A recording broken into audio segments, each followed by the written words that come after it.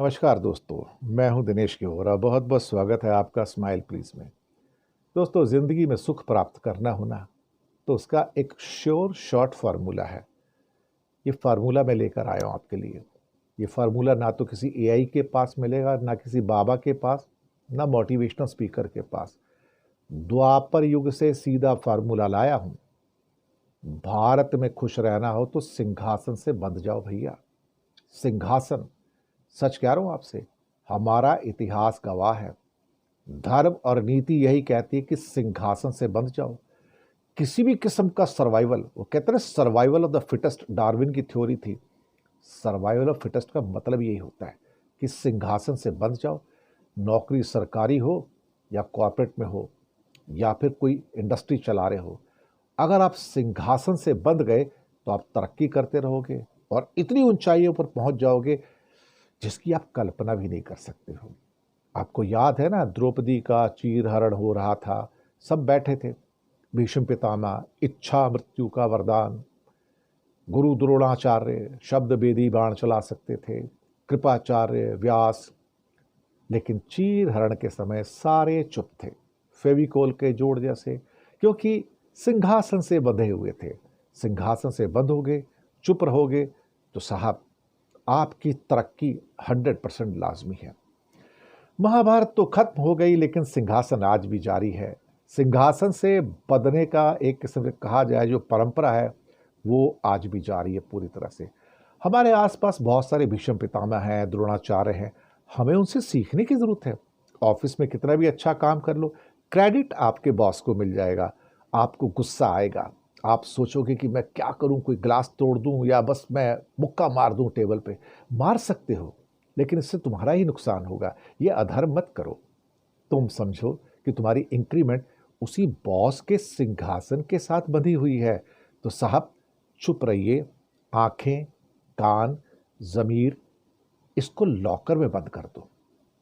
आंखें, कान और जमीर लॉकर में बंद कर दो।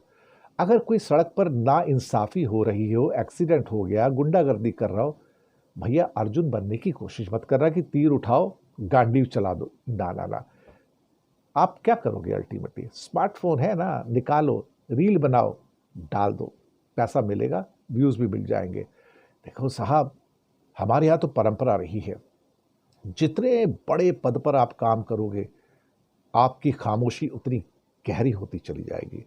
हमारे नेताओं को देख लीजिए, विपक्ष में रहेंगे तो गले की नसें फुला फुला कर चिल्लाते हैं, लेकिन जैसे ही सिंहासन मिलता है मौन व्रत पर चले जाते हैं। कभी कभी उनके जो प्रवक्ता आते हैं तो भीष्म पितामह की तरह कहते हैं। सिंहासन की अपनी कुछ सीमाएं होती हैं, कुछ मर्यादा होती हैं। तो देवी और सज्जनों, अगर आपको इस देश में सच बोलकर युधिष्ठिर बनने की कोशिश करेंगे तो भाई जीवन भर जुए में हारना पड़ेगा, वनवास भी भुगतना पड़ेगा। तो आप अगर किसी पावरफुल पोस्ट पे जाना चाहते हो, जमकर पैसा कमाना चाहते हो, बिना कुछ एक्सपोर्ट किए 15-15 लाख करोड़ कमाना चाहते हो, किसी भी व्यवस्था में जिंदा रहना चाहते हो, तो साहब सर्वाइवल ऑफ द फिटेस्ट, यानी कि सिंहासन के आगे नतमस्तक हो जाओ। बंद जाओगे तो सब कुछ मिलेगा।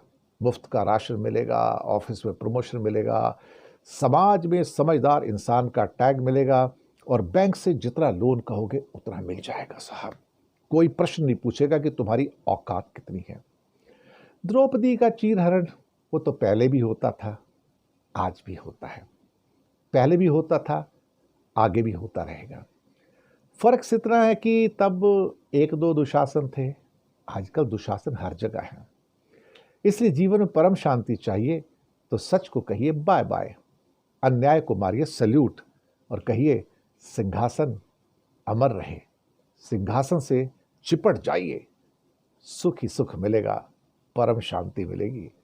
सिंहासन से जुड़ना कितना आसान है और जीवन भर का सुख। बधाई हो, शुक्रिया आपका।